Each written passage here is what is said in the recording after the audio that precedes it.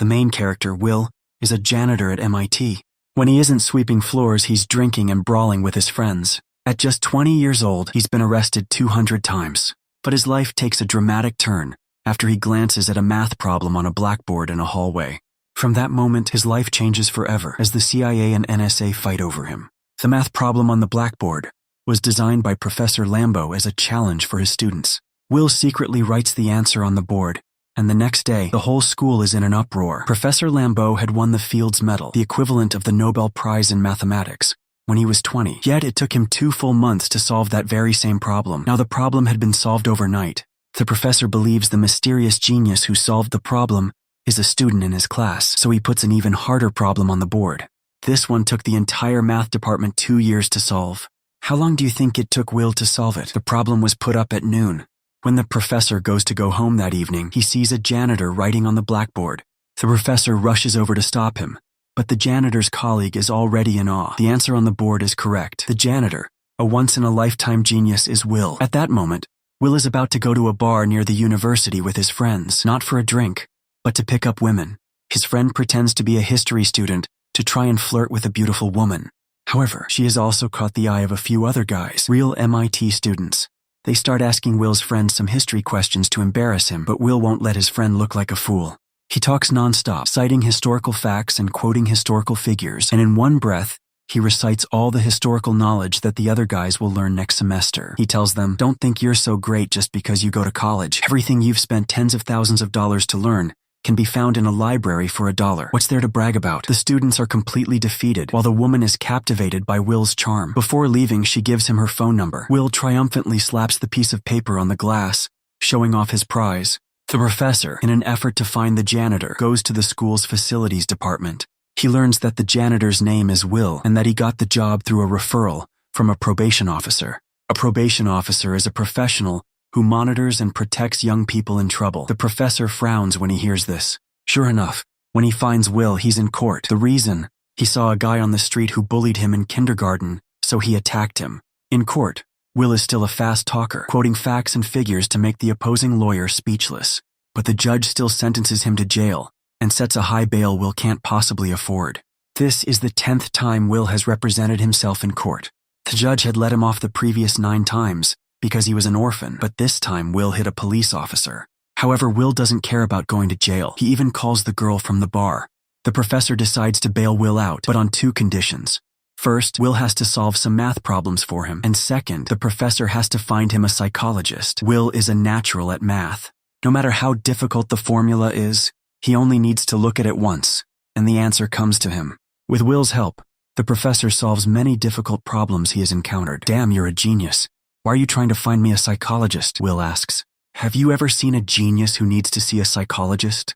So Will deliberately tries to mess with the psychologists using jokes and insults. 5 psychologists in a row all leave in anger. With no other choice, the professor goes to the one person he was most reluctant to ask, his college roommate Sean. Sean isn't a psychologist, but a psychology teacher. No one knows Sean's abilities better than the professor, so why was he so reluctant to ask him? We'll get to that later. Sean initially doesn't want to agree, but after the professor begs and pleads over dinner, he finally agrees to help. As soon as he starts, he almost gets into a fight with Will. Why? Will's jokes about Sean's wife don't work, so he insults her to provoke him. Will doesn't know that Sean's wife died a few years ago. Although their first meeting is unpleasant, the result is the same. Will thinks he has successfully driven Sean away. But the next day, Sean is there for his counseling session. Will is very surprised, but he's about to be even more surprised. Sean takes him to a lake.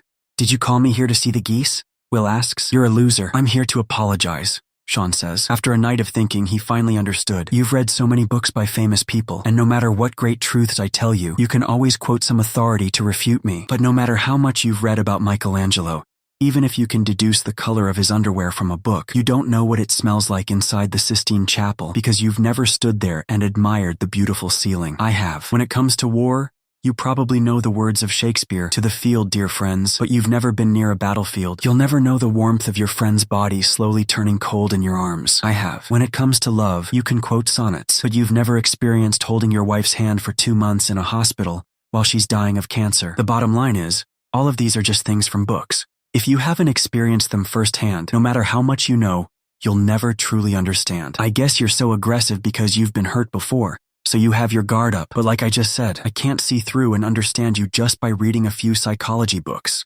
However, if you're willing to talk to me about yourself, I'm willing to help you. I'm done talking. It's your turn. Will is completely stunned. He sits by the lake for a long time, lost in thought. When they meet again, Sean doesn't say a word. Just like he said last time, he's done talking. It's Will's turn. The result is an entire hour of silence between them. By the 4th session, the two still haven't said a word. Just as Sean is about to fall asleep, Will finally speaks. He says he met a girl at a bar. She's perfect. She would go with him to toy stores and candy shops. But he won't contact her again because he doesn't want to ruin the perfect image he has of her in his mind. Maybe you don't want to ruin your perfect image of yourself, Sean says. My wife used to fart when she got nervous, and she'd fart in her sleep. One night, she even woke the dog up with a fart. She's been gone for 2 years, and I still remember all her little quirks. It was those little quirks, the things you'd call imperfections, that made her my wife. Everyone is imperfect, and I guarantee that girl from the bar has many imperfections too. We all have our faults. But like a jigsaw puzzle, when two people's imperfections fit together, that's what makes them a perfect match. Will is greatly inspired. After the session, he goes straight to the girl's dorm and asks her out. She says she has homework to do about quantum spectral distribution. Will tells her he'll wait for her the next day. But he then goes to a cafe, writing and drawing on a napkin. After just 1 cup of coffee, he goes back to the girl's dorm and hands her the napkin. Here, I'm done. I did your homework for you. They have a great day together. While Sean and the professor are on the verge of a fight, the professor wants Will to start working as soon as possible. He's a genius. Every day his talent is wasted is a loss of hundreds of millions of dollars. But Sean believes Will isn't ready and that he needs to choose his own path in life. The professor sees Will as a tool, while Sean sees him as a friend. Nevertheless, interviews have been arranged with the NSA and the CIA, and Will has to go. But to the professor's dismay, Will sends his friends to the interviews instead. His friends seize the opportunity, demanding a few $100s in cash from the interviewers before leaving. Meanwhile, Will is busy with his girlfriend.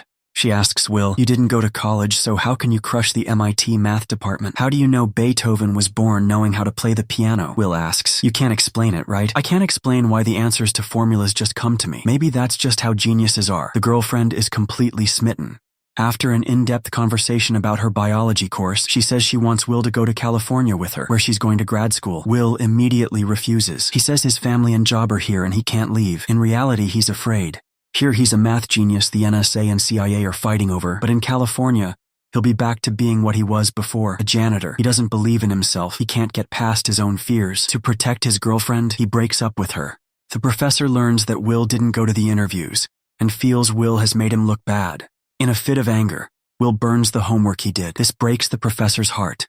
"I often wish I'd never met you," he says. "That way, I could sleep at night without having to watch you waste your talent." Will goes to Sean for comfort. He doesn't want to go to the CIA. He just wants to lay bricks at a construction site. He thinks manual labor is honorable. "Yes, laying bricks is honorable," Sean says. "My father laid bricks so that I could go to school and change my destiny. He was an honorable man. But you have a gift and such a good opportunity, and you'd rather squander it. Get out of here.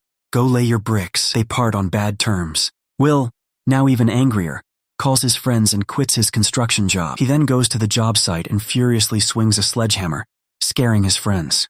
But it's his friends' words that finally make Will see things clearly. His friend says, "It's been great drinking and getting into fights and laying bricks together, but if you're still laying bricks here in 50 years, I'll kill you because you're not like us. You have a gift. It's like you're holding a lottery ticket worth millions of dollars. The best part of my day is going to your house to pick you up. I always hope you won't be there, and I can just leave without a word, knowing you've gone to cash in your ticket. I don't understand a lot, but I don't want to see my genius friend become an average person." Will's defenses finally begin to crack. He goes to Sean to apologize and overhears him arguing with the professor. It turns out Sean was a genius like Will when he was young. The professor believed Sean, who was smarter than himself, could easily win the Fields Medal, but he gave up his talent and was content to be a teacher in a small town. That's why the professor was so reluctant to see him before. But Sean doesn't consider himself a failure. He doesn't regret choosing the path he loved. After the professor leaves, Sean takes out Will's file. He discovers Will was often abused as a child, which led to his current personality. Facing this young man, Sean repeats one sentence over and over, "It's not your fault." Will's defenses finally collapse and he cries like a child. In the end, Will turns down the job with the CIA and drives the car his friends gave him toward California. As his friends said, He leaves without saying goodbye. He just leaves a letter for Sean. Experience didn't bury my talent, but it did destroy my confidence. I was scared, and I grew up with a lot of arrogance, which I used to protect myself. I finally waited for someone to say, "It's not your fault."